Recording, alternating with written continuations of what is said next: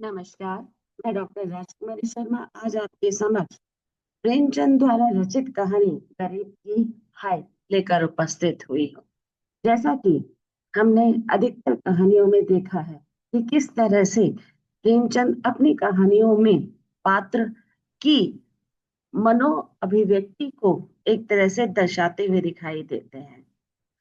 मनोविज्ञान के आधार पर हम देखते हैं कि कहानी में मानवीय संवेदना को किस तरह से कई बार आहत किया जाता है।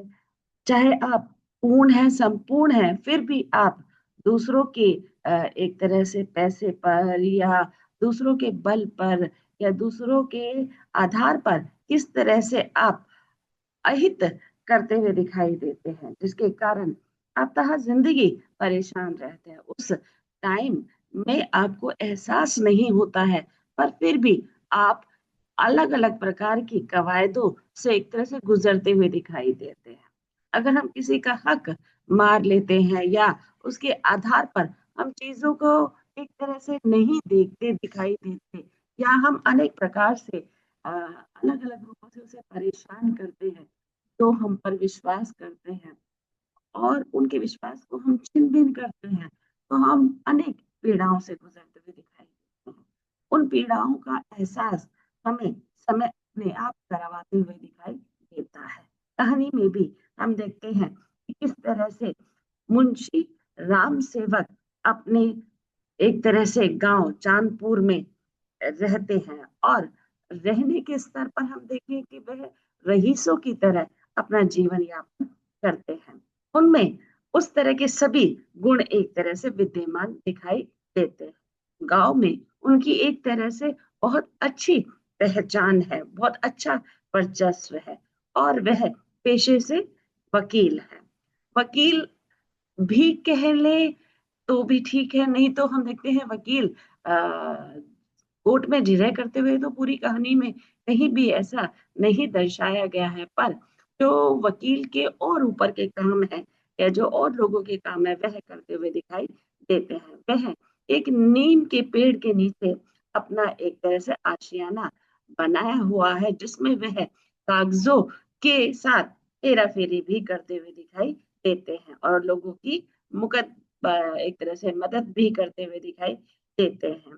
पर हम देखते हैं कि किस तरह से वह मुकदमे या फिर और कचहरी के अलावा वह लोगों के पक्ष में भी एक तरह से उनका चरित्र दिखाया गया है कि वह सबकी सुनते हैं और उनके सुख दुख में एक तरह से भागीदारी निभाते हुए दिखाई देते हैं। कानूनी दाव पेच उनको सब एक तरह से आते दिखाई देते हैं, इसलिए पूरा गांव एक तरह से उनके प्रति इन कामों के लिए आश्रित भी दिखाई देता है। जो गांव की औरतें हैं, ये जो गरीब है, वह एक तरह से उन पर पूर्ण विश्वास करते हुए दिखाई देते हैं, और वह अपनी आप बीती उनके पास जाते हैं। साथ ही साथ कई विधवाएं औरतें भी अपने एक तरह से अमानत उनके समीप रखते हुए दिखाई देती है। इस तरह से अलग अलग प्रकार से लोग उन पर विश्वास करते हैं, और उसमें मूंगा भी एक पात्र है। बूढ़ी औरत है जिसका पति एक तरह से मृत्यु की आगोश में आ गया है। वह पेशे से हवलदार था और उसकी मृत्यु हो जाती है, जिसके कारण सरकार या हम कहें कि जिस महकमे में वह हवलदार की पोस्ट पर था, वह लड़ाई करते हुए मारा जाता है। सरकार उसके अच्छे कामों में उसका साथ देती है और उसे एक तरह से 500 रुपए नकद भी देती है, जो उसकी विधवा स्त्री को मिलते हैं। विधवा स्त्री वो पैसों का अपने पास रखना उचित नहीं समझती है, क्योंकि जब इंसान के पास पैसे होते हैं तो कई बार वह पूर्ण रूप से खर्च कर देता है, और 500 रुपए उस समय बड़ी बात कही जाती थी। 500 रुपए वह मुंशी राम सेवक के पास रखवा देती है, और समय समय पर जब भी उसे जरूरत होती है, वह उनसे अपने खर्चों के लिए मांग लेती है। मांगने के बाद वह अपने कार्य नित्य क्रम से पूरे करते हुए दिखाई देती है। पर ये सिलसिला काफी समय तक चलता हुआ दिखाई दिया। एक दिन मुंशी राम सेवक की नियत एक तरह से बदल जाती है और वह 250 रुपए तो जैसे तैसे बुढ़िया मूंगा को देता हुआ दिखाई देता है। फिर उसकी नियत बदलने के कारण वह एकदम बूढ़ी औरत मूंगा को मना कर देता है कि मेरे पास कोई पैसा वैसा नहीं है, जितना था तुमने खर्च कर लिया। बुढ़िया सक पका सी जाती है कि अभी तो मैंने सारे पैसे खर्च नहीं किए, और वह अपना हिसाब भी लिखते हुए दिखाई देती है। वह कहती है कि अभी मेरे पैसे पूरे नहीं हुए हैं, अभी मैंने 250 रुपए ही खर्च किए हैं। पर राम सेवक कहाँ मानने वाला, क्योंकि वकील पेशे से वकील, और उसमें वह उस बुढ़िया के पैसे की और उसकी जो सोच थी, जो नीयत थी, वह एक तरह से फिरती हुई दिखाई देती है। वह एकदम सपाक से मना कर देता है कि मेरे पास तुम्हारा कोई पैसा वैसा नहीं है। बूढ़ी औरत चीखती है, चिल्लाती है और पंचों के पास जाकर अपनी बात रखती है, पर पंच भी वकील की ओर ही एक तरह से झुकते हुए दिखाई देते हैं और अपना फैसला उसके हक में सुनाते हुए दिखाई देते हैं।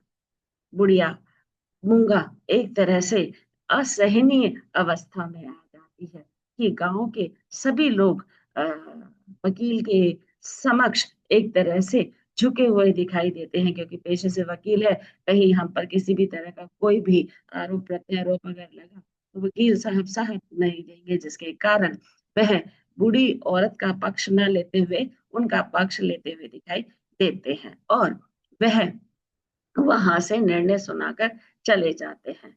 मूंगा पगली सी हो जाती है और वह लगातार अपनी गुहार राम सेवक तक पहुंचाती है और उसे समय समय पर भी चेतावनी या फिर हम कहें कि देते हुए दिखाई देती है। और ऐसा करते करते वह पगली सी हो जाती है, क्योंकि जब से उसे पैसे नहीं मिले हैं तब से वह भूख प्यास से भी एक तरह से व्यथित दिखाई देती है। वह गांव में घूमती फिरती दिखाई देती है, जिसके कारण उसे वह अब बेसुध सी हो गई है। नंगे सिर नंगे शरीर के साथ वह एक कुल्हाड़ी भी ले लेती है और गांव भर में एक तरह से चेतावनी के रूप में राम सेवक की हत्या के लिए घोषणा करती हुई दिखाई देती है कि वो उसका लहू पी लेगी। राम सेवक भी एक तरह से गड़बड़ाए घबराए हुए प्रतीत होता है। वह उस पगली औरत से डरता तो है, पर सामने एक तरह से नहीं दिखाते हुए दिखाई देता, मतलब अपना चेहरा एक तरह से घबराया हुआ नहीं उसके सामने प्रस्तुत करता। और वह कुल्हाड़ी लेकर सुनसान स्थानों पर जा बैठती है, और जहाँ कहीं भी राम सेवक या उससे परिचित लोग दिखाई देते हैं, वह एकदम बौखला जाती है और अपनी वेदना के स्वर वहां पर एक तरह से प्रस्तुत करते हुए दिखाई देती है कि उसने मेरा हक मार लिया है, मैं उसे छोड़ूंगी नहीं, मैं उसका खून पी जाऊंगी। ऐसे वह शब्द पूरे गांव में एक तरह से बोलते हुए दिखाई देती है, जिसके कारण वह बहुत ही ज्यादा परेशान है। साथ ही राम सेवक की जो पत्नी है, वह भी एक नागिन की तरह अपनी बात बुलंद स्वर में कहते हुए दिखाई देती है कि वह तुम्हारा सिर एक तरह से कुल्हाड़ी से मार देगी, जिसके कारण मैं विधवा हो जाऊंगी। ऐसे अनेक प्रकार से वह डरती हुई दिखाई देती है, पर राम सेवक उसे दिलासा देता है और कहता है कि वो मेरा कुछ नहीं बिगाड़ पाएगी।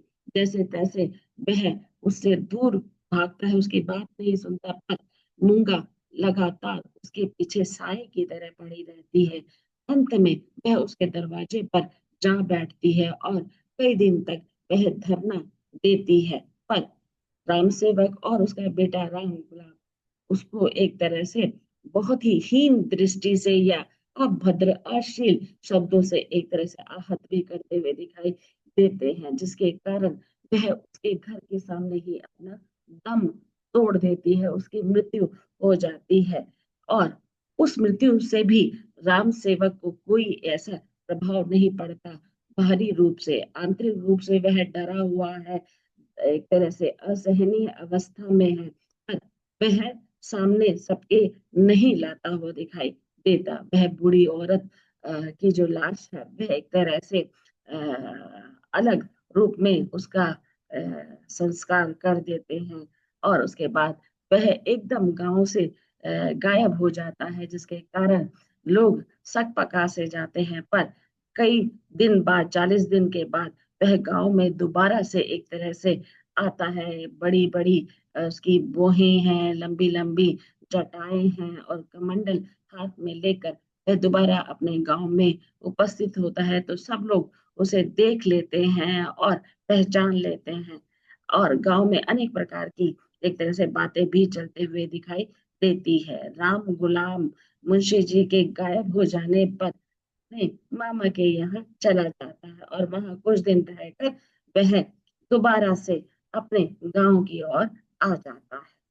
इस कहानी में दिखाया है कि इंसान चाहे जितने भी कुकर्म या नियत खराब कर ले, अंत में वह सब कुछ भोगते हुए दिखाई देता है। हमें किसी का हक नहीं मानना चाहिए, किसी के पैसों पर, किसी के प्रेम पर, या अन्य रूप में हमें ईर्ष्या जलन नहीं होना चाहिए।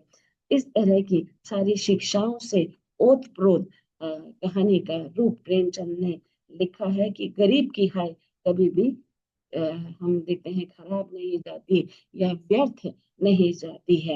वह लगातार परेशान होता है, और परेशान होने के बाद वह अनेक प्रकार की कवायद भी करते हुए दिखाई देता